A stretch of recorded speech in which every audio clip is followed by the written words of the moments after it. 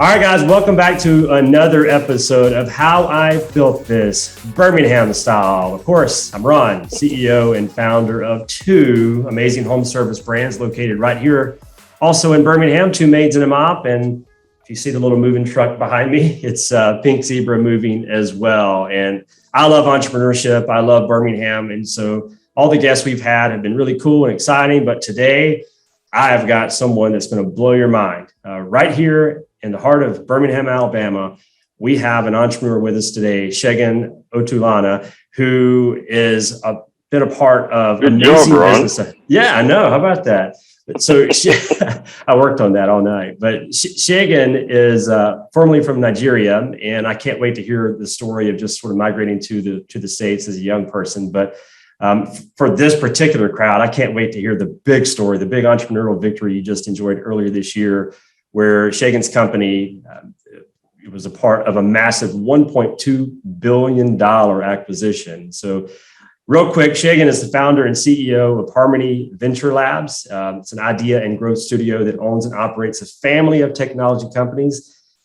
Today, he also serves as the CEO of Copysmith AI. It's a woman-founded startup that uses AI for content generation. Way back in 2013, Shegun founded Theranest, which is basically software technology that caters to the mental health world, I guess is the best way we'll put it. We'll learn more about that later on. So many awards. He's the recipient of the 2018 Jemison Award. He is a 2008 Power of Leadership Award, Birmingham Business Alliance Award winner, member of the Young Presidents Organization, and all of that. And he resides right here in Birmingham, Alabama. Shegun, you are a rock star among all of us entrepreneurs located here in Birmingham. And I can't wait for the Birmingham world to learn more about you. So welcome to the podcast. Thanks, Ron. Thanks for having me. Looking forward to our conversation. And looking forward to, learning, a little bit about what the show is about also. And of course. I listened to How I Built This, the Guy Raz version. I did not know we have a local version here. So right. That's pretty cool. I'm interested in knowing what led to this for you. So. Well, I love it. You're turning it around. So I'm an entrepreneur nerd, and so I have been an entrepreneur for almost 20 years now, and most of my adult life, basically. And I eat anything up when it comes to business, finance, marketing, you name it. It's all fun to me. What somebody thinks is boring is super, fun to me. And so I want more and more people to learn about it. And I love this. I'm not originally from Birmingham. My wife is from here, and that's sort of how we found our way to Birmingham. And I've met so many great people. Where are you from? I'm next door. I'm from Georgia, so I'm not too far away. But I just fell in love with the city and its spirit. And I wanted to give back to the community that had really done a lot for myself and my business. And so this show is really just a passion project for me to spread some of the great, success stories we have around Birmingham, but more importantly, to inspire other people to start their own business at some point. So many people want to do that. It's kind of a sexy kind of thing nowadays to call yourself an entrepreneur. When I first started, my parents thought it was nuts. They said, no, go get a job. And nowadays, when you tell folks, hey, I'm starting a business, they go, oh my gosh, you're going to be on Shark Tank and you're going to be super famous. And Mark Cuban's going to, play golf with you.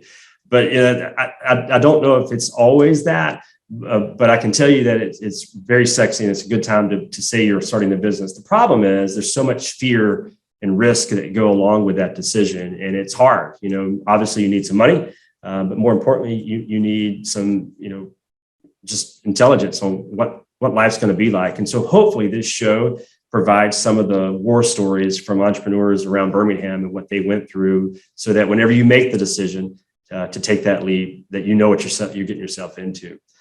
So I know that everyone here is still dying to hear more about this big number I just talked about, $1.2 billion. $1.2 billion is a pretty darn big deal. I mean, that's as far as I know, the biggest deal in Birmingham, Alabama's history, so we'll get to that. So that's the teaser for everyone listening. I want to kind of go back to those early days. You have an interesting story. Most folks I talk to around Birmingham have some Auburn or Alabama legacy, obviously, and there's a lot of connections that come from that and lots of relationships that evolve over the years because of those schools that they, were educated in. So you were a little bit different. You did go to UAB, but you were originally from Nigeria. And so you migrated here to become a student there. I'd love to learn about your history there and what life was like for you. From what I understand, you had an entrepreneurial family yourself. And so just kind of take us back to those early days when you just literally were a teenager and what brought you to the States. Yeah, so, I'm a very fortunate human being, fortunate to have the life I had, the parents I had, especially the mother I have. I was brought up in a very entrepreneurial, I would say very God-fearing household. And, right from a young age, that was my experience. I saw my parents build their own businesses. I was even involved in some of those buildings myself. I was born into what was really a middle-class family.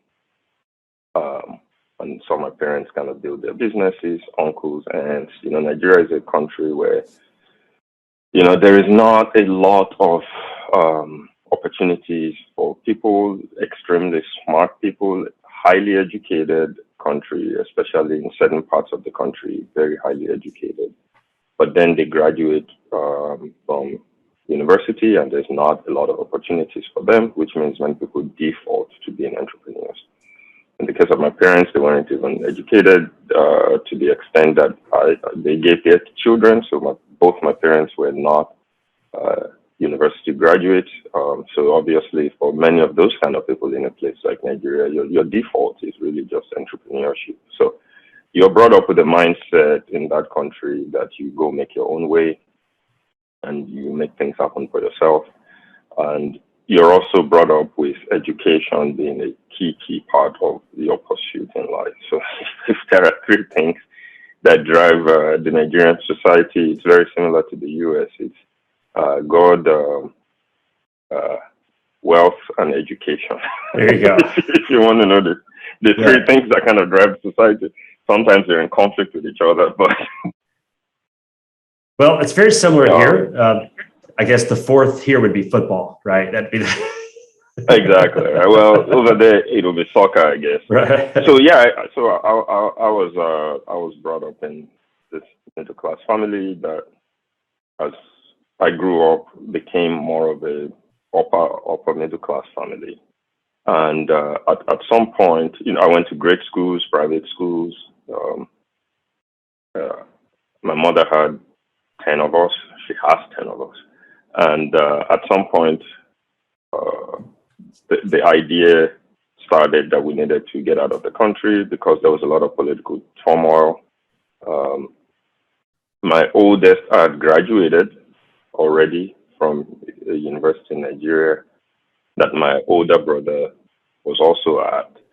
And she was actually wrapping up her master's, and my brother was in the medical school program. He decided to go to UAB. UAB's med school, as we all know, is one of the top in the country. And I left and came to where I had a family member at UAB after him. So he gets the credit for blazing the path to UAB. And that's really how I ended up here. So obviously it was a big sacrifice for my parents to send us here, and it took a heavy toll on them financially, sending children to go to school outside Nigeria, in Europe and the US, in the UK and the US and Canada. So that was a big sacrifice. And but I think it's worked out well for us. I think so. Yeah. And, we're fortunate to be here where you can just make great things happen for yourself. So was Birmingham the first place you ever visited in the States? Had you been to America Yes. before? So I'd never been to the U.S. before I left university in Nigeria to come here. And the first place I landed in the U.S. was Birmingham. Well, not the first place I landed, but my first destination was Birmingham. My brother and his friend picked me up at the airport. They're like, "You must be starving, right?" And I'm starving. And they drove me to a Chinese restaurant. So that was my first meal. I came to the U.S. and my first meal was at a Chinese restaurant. That's hilarious. That's kind of funny. And all our funny Southern accents down here, you thought, well, I didn't think, these Americans talk this way. Why do they talk so country? when you first visited? Actually, I didn't even put that together when I came. I like the Southern accent. So for me, it sounded pleasant. And accents are everywhere. I grew up with all kinds of accents around me also. So gotcha. To me, it's just par for the course. Yeah. So what did you study at UAB? So at UAB, I graduated with an information systems degree. And that was really what I studied at UAB. Yeah, that was at a time when computer engineering software engineering was really in the early stages, right? And so you were part of that leading edge. I actually studied electrical engineering and information systems. Information systems was my minor, and then I made it a major, and kind of stayed on the software path versus electrical engineering path. So hearing what you just said, I don't know about if you lived this exact story that I'm about to share, but you knew your brother here. So you knew one person in the entire country of 300 million plus people. And in Birmingham at UAB, you still just knew that one person. So it forced you, I'm assuming, to put yourself out there. You couldn't hide, I guess you could have, but I'm sure like a lot of entrepreneurs, you're probably a little bit extroverted. And so you wanted to get out there and meet people, create some relationships. How important was that journey, and later on the journey of starting a business and scaling it into $1 billion+ business? How important was that UAB experience to you later on in life? Sometimes you connect the dots backwards. Actually, every time you connect the dots, after a while, you don't see it up front, right? So by nature, I'm actually happy to be in my house. It's my happy place. I don't really like going out there often. I do, but it's not like what gets me going. I would not call myself an introvert by any stretch of the imagination. I think I'm somewhere. I think I thrive off of people, but I don't necessarily need to be always out there. You don't need to be the center of the party, right? I don't mind now, but my point is I don't derive a lot of energy from that. That's not necessarily where a ton of my energy comes from. Right. I think it actually depletes my energy, and then I have to recharge. So really, I kept myself under the radar for a long time, and but had some really key relationships here in Birmingham that played a big part in the journey, and especially in the entrepreneurial ecosystem. There were people I met along the way that inspired the journey, that supported me in the journey, that encouraged me to take the lead. And I also met my wife, or the woman who became my wife, in college, and she was a big part of the encouragement and the push and the belief that, hey, you can do this. So that's a lot of how UAB played a role. Meeting her at UAB, obviously, a big part of my story, and meeting folks like Sanjay at UAB, Sanjay Singh, who were always very encouraging. And then if you think about the depot, which is where I initially started my consulting business, Xerxes, the depot played a big part. A lot of relationships I formed at the depot had a huge impact on my life and my journey. So yes, I think being here, this place,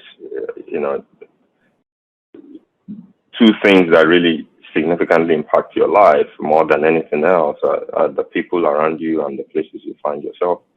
And for me, those two things really played a big part in my journey. So. That's awesome. So you graduate, you've got this information science degree, and you're probably just all into this new world of software, and everything's probably coming at you left and right.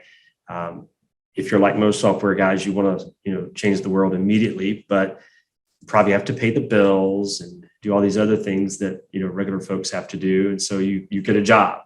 So take us through that time of life post UAB and before you started your own business. What type of jobs did you have, and how did they help you later on in your own business? Yeah, my first job in the US was at UAB, $5.15 an hour. I still remember. 23 years ago, whenever that was. I don't know if you were paying the bills actually with that. I don't know. Nah, not really. But it helped a lot, and then I also worked in the engineering department of the city. Quickly realized that was not my thing. Then I worked for US Pipe and Foundry, Water Industries, US Pipe and Foundry. And then I left that and I went and I worked for, right as I graduated, I also went to work for an engineering consulting firm here in town. So I was at that firm, and I started getting some of the side gigs around technology while I was there. And that was when I started, my entrepreneurial side gigs here and there. I left that company and went to work I was going to leave that company and actually start my entrepreneurial journey, like solo. But I got recruited by a former boss to come work, Eddie Burnett, who I worked together with at the engineering consulting firm. He recruited me to come work for him at a company here called BioHorizons Implant Systems. And so I was at BioHorizons. I loved BioHorizons. I loved the people. It was a cool place to work. We did dental implants and tissue regeneration and all that stuff. But I wasn't satisfied, right? And I would whine about it all the time. By then I was married, and my wife eventually said, "Hey, I know you love the people there, but we all know what you really want to do, which is to go just be an entrepreneur." And I had done the entrepreneurial thing on the side, even had a partner at one point that we did it together with, writing software for people, building computer systems, or just hustling. So, after the conversation with Mary, I went in and I actually turned in my notice. But they were so kind and gracious. They gave me a very long period of time to keep working there. Made my final day December 31st of the year, even though this was months before December 31st. So always grateful for that. I still have a great relationship with many people there, including the CEO at BioHorizons. BioHorizons is now owned by, what's their name? The huge dental company. I can't remember their name. So Henry Schein eventually bought BioHorizons after I left. So left and started Xertis. And Xertis was a software development company. And my goal, what I told Mary when I started was, look, I'm going to take 5 years to build this consulting business. But within those 5 years, I'm going to experiment on what will become the product that I will dedicate myself to. Because I just felt I was not going to be a great consultant. For some of the reasons we talked about before, it's not really my style to go around and be knocking on doors and trying to meet with people and beg for business and all that stuff. I didn't see myself as a great salesperson. So I really didn't want to be in the consulting business, like chasing down businesses, going to non-stop events and meetings and things like that. But I did that during that Xerxes period. Didn't really enjoy it, to be honest with you. I enjoyed building. I didn't enjoy the whole going to the Chamber of Commerce, that stuff part of it, trying to drum up business.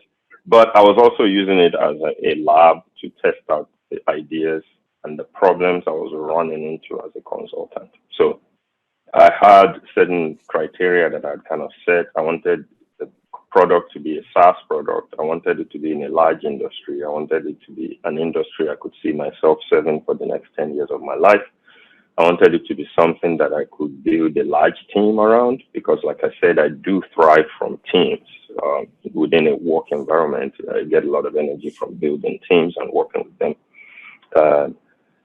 And I wanted it to not require a large outbound sales team to be successful, at least at the beginning. So those were kind of the 5 criteria I set for myself. And as ideas came to me, as I ran into people's problems, I would kind of vet them against those 5 ideas and drop the idea or pursue it a little bit and realize, no, that's not for me.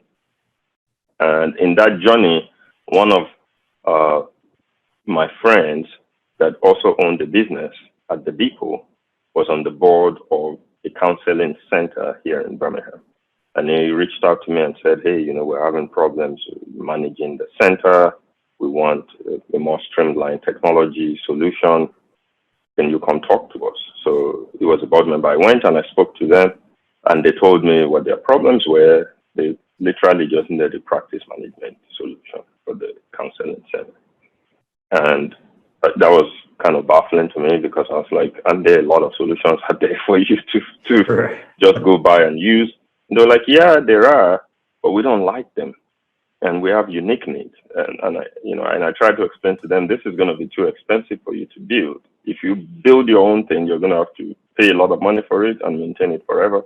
If you buy something somebody else has built, you're going to have to adapt a little to what they've built. That's just the nature of software. But I fell in love with the people. I was surprised by the work they were doing. So just to put it in perspective, and I'm probably talking for too long here. The counseling center is right there near the campus. And I've driven past that place dozens and dozens of times in my life. And I did not know they were having that level of impact on people's lives because I really didn't know much about the mental health industry then. So just blown away by the impact they were having in this small operation, and I decided to take on helping them. So I told them I'll go do the research and come back with some options for you guys. I went out, did the research, was actually intrigued by the industry, found it, and in the back of my head, there's this running thing that what's the next thing you want to build? Sure. So now I found an industry that I'm pretty excited about that I think has positive impact. I feel like I can build a big thing around this thing. I really like the people. It can be a SaaS business. And I'm sitting there and I can see my competition, right? And I can see the companies that are really doing it well. And in my head, I'm thinking, okay, if I get into this field, these will be the people I really need to worry about. And there are these other people that are selling into this market, but not in the way the market wants to buy. And a couple of things were happening at that same time too. We had this push post Obamacare and all that, where we were putting mental health on par with non-mental health from an insurance payment standpoint. So there was a tailwind there for that industry. So I went back to them. I told them this would be very expensive. They really won't be able to afford for me to build something for them, but I'm going to build like a tool for them to use. So while I built the tool for them, I also kind of started building the actual software. And then I went back to them and I said, I built this thing. You're going to pay me monthly for it, and it can do what you want. And I decided to do that December of 2012 at the hospital with my first child. Looked at my wife and said, hey, this mental health thing is really what I'm going to go pursue. And with a baby in her hands in the hospital, she's like, okay. Later on, I found out that although she was giving me supportive words, she was there saying, man, this entrepreneurial thing, we're 2 years in, it's rough, but she never let it show. She just only offered words of support and encouragement. So I started building, I think around April or May was when I put the first client on the platform, which was that original counseling center, Catholic Family Services that I had met. And then I think in June I added Impact Family Counseling to the platform, which is also another local Birmingham company. And in that whole time period, I was also trying to raise money, right? But I wasn't being successful. But I had some local folks that were helping, like James Childs, introducing me to people, everything else. So that was kind of the journey. And then in August, I actually launched the business. Right. And it was called that was Theranest. That was the original Theranest. Yeah, Theranest. So, and the Theranest name was actually, my wife actually came up with the name Theranest. That's a cool name. So let's go back. So Xertis was your consulting company. You started after leaving the workforce. You were just a software consultant. And so were you a one-man shop back in those days? From time to time, I would have a team. I would hire people, or I would hire contractors and consultants. So it ebbed and flowed based on the number of projects I kind of had.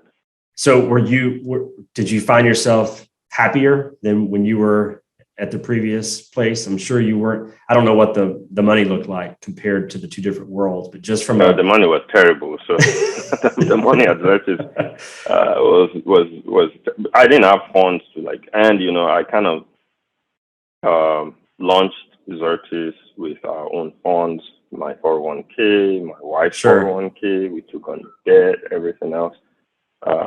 So just in terms of the passion for life, did you find yourself in a different place compared to when you were in the workforce, or were you scared to death every day? Here is, I found out that my happiness actually doesn't tie to,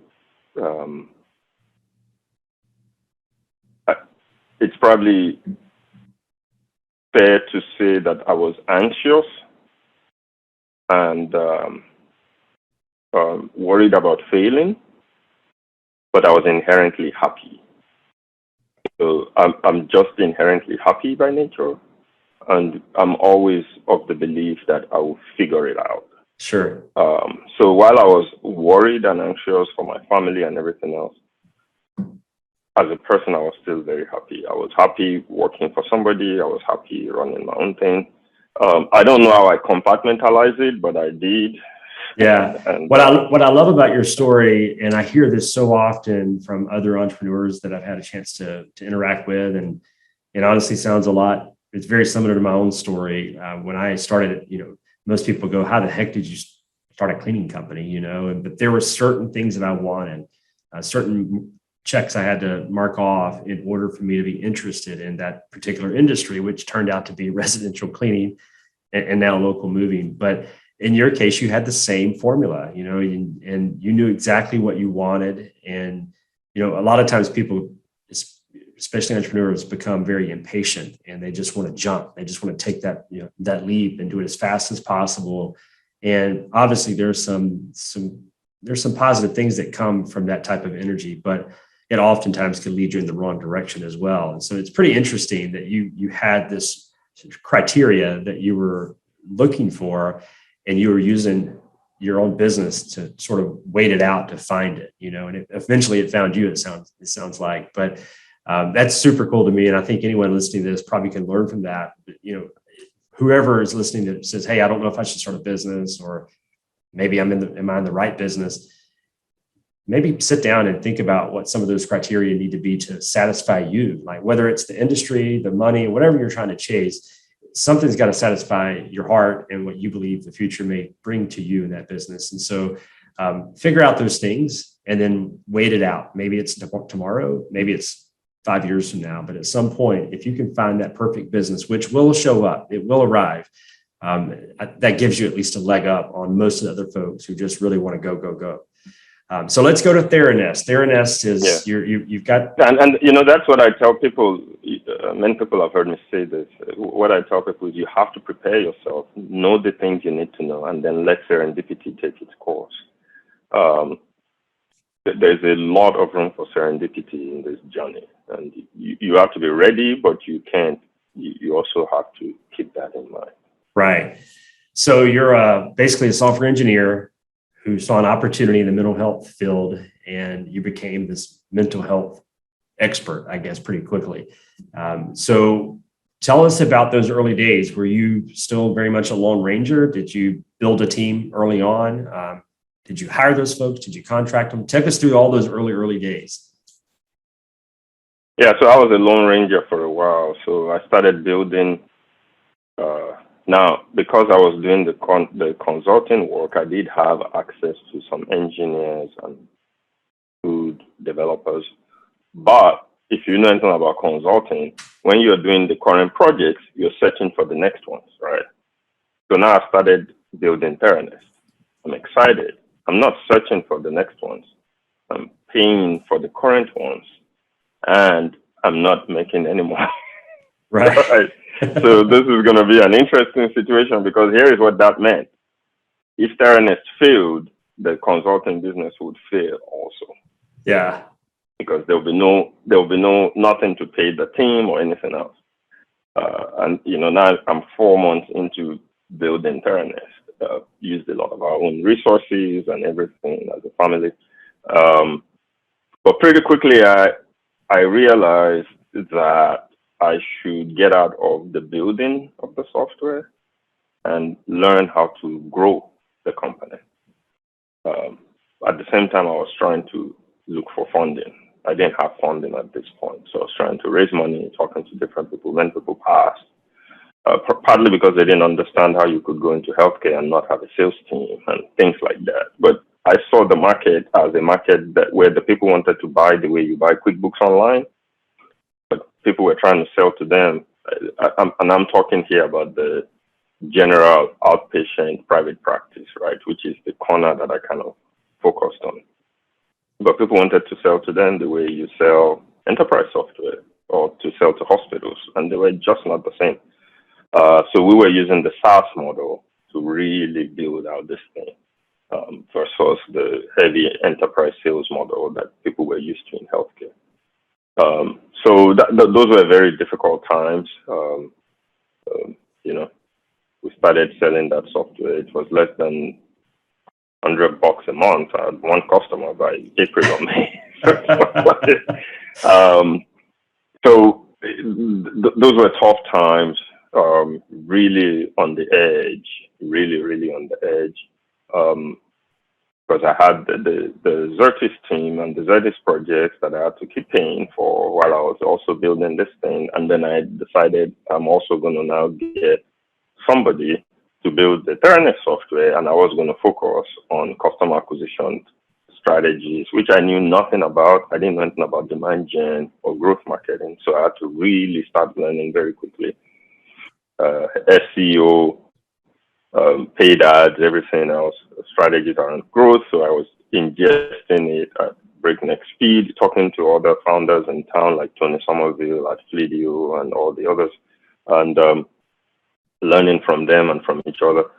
And that really began to work. We started having some traction. Thankfully, in August, we did get angel investors to put money into the company. So I had a fellow franchisee with Home Instead and Payhorse, who was the first check.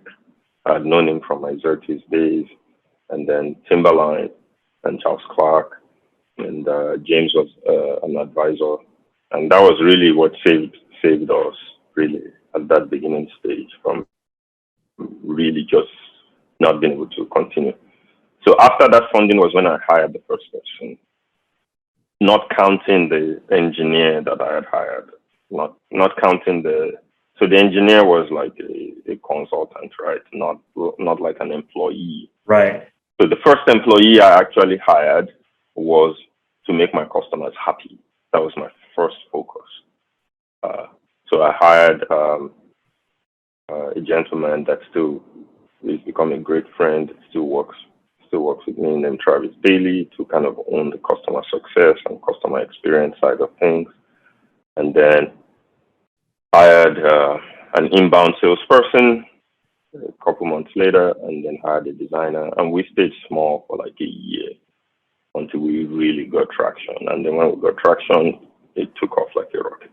So this startup was, tell me if I'm wrong here, 13, is that correct? Year 2013? 2013. And the real growth was just a year later in 2014. Is that? Yeah, so 2013, all to August, just very little. And then I would say middle of 2014, things really started clicking, and we started growing like crazy. The product was maturing.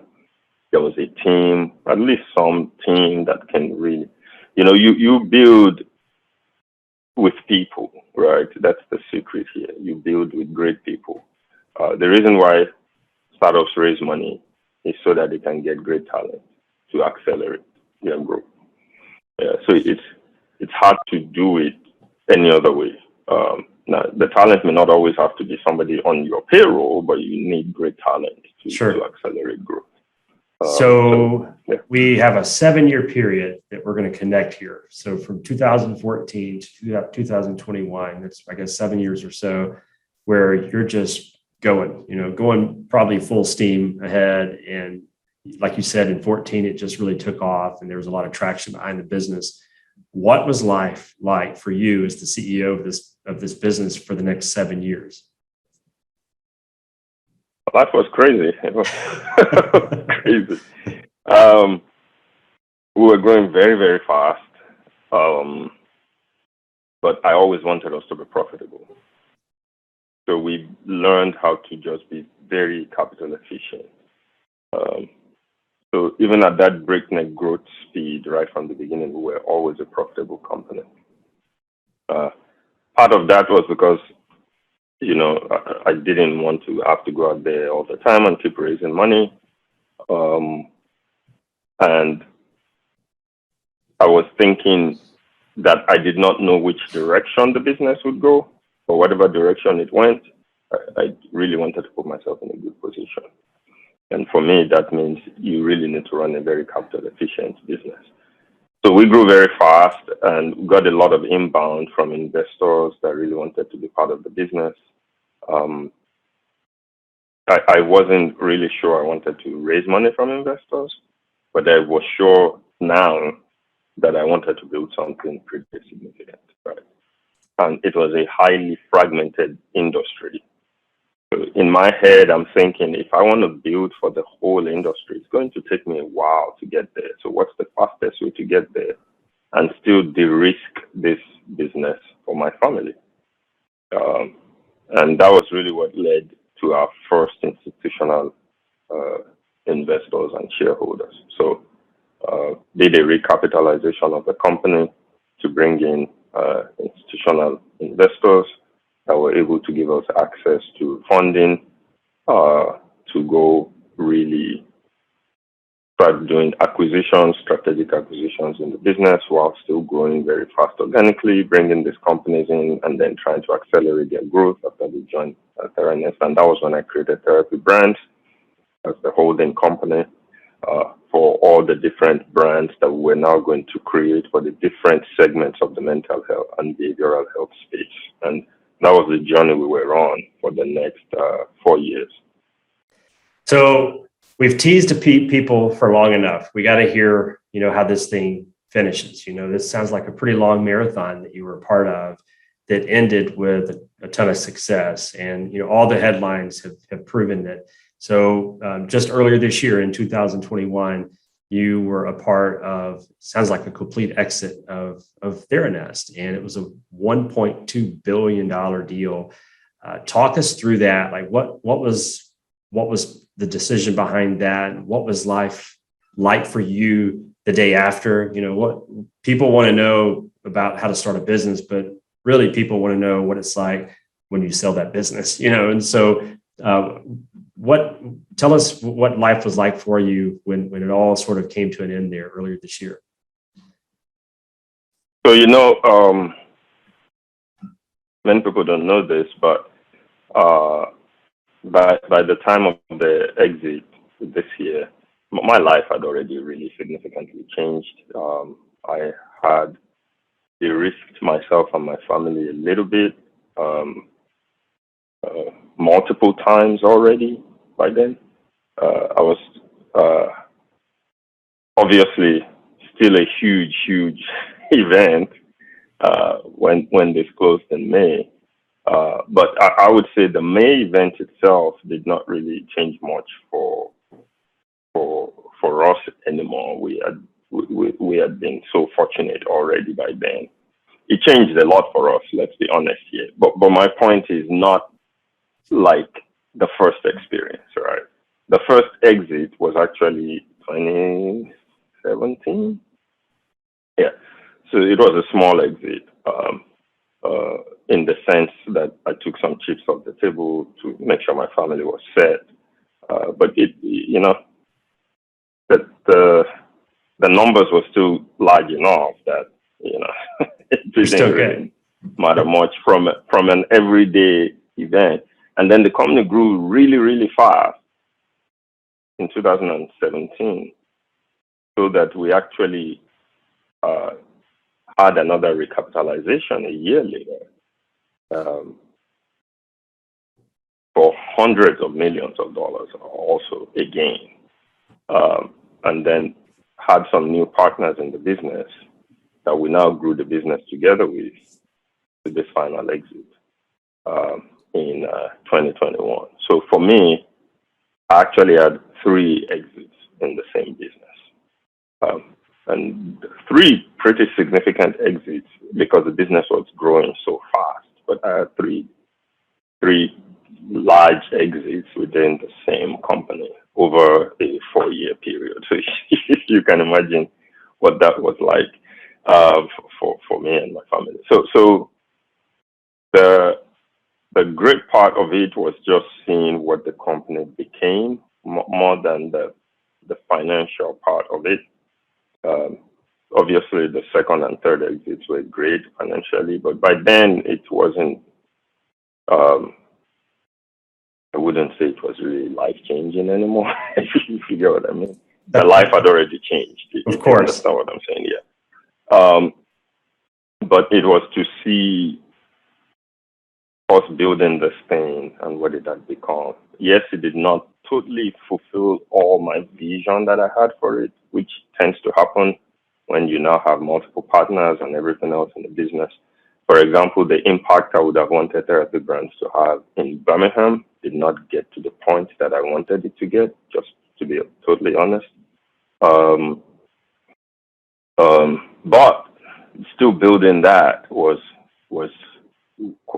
such a journey, and I learned a lot. And the highlight for me was always the people and the teams. Like I said, I'm kind of a team-oriented person. So the ability to bring together all these people from everywhere and to do this huge thing and to create this really large business in such a short period of time was really mind-blowing for me. So, Shegun, you, I can tell, are a very humble guy, which is a great virtue to have. I like to think that maybe even I have a little bit of that myself. And but what I want you to know is that you are the crown jewel of the Birmingham entrepreneurial world. I know there's others that get a little bit more press, but there's nobody else in literally no one else in Birmingham history that could say that they've built something like you have, to have that type of an exit. And like you said, in just a few short years. And so, man, what a story, what a story. And you talk about all the things that people dream about when they're starting a business. You lived all of that. And so it's such a cool thing to hear about someone right here in our own neighborhood. And so we're all proud of you, man. We're proud to call you a neighbor. Thank you. Thank you. We're excited to see what you do again, because we know that you're a young guy. And so you've still got a lot in front of you. So yeah, feel free to still share. Very young, hopefully. Yeah. Feel free to share with everyone what you're up to now and what you hope for the future. So now, my transition out of Therapy Brands started last year, and then completed in May of this year. And I began transitioning into what I believe would be what I'll spend the next 10 years of my life at least doing.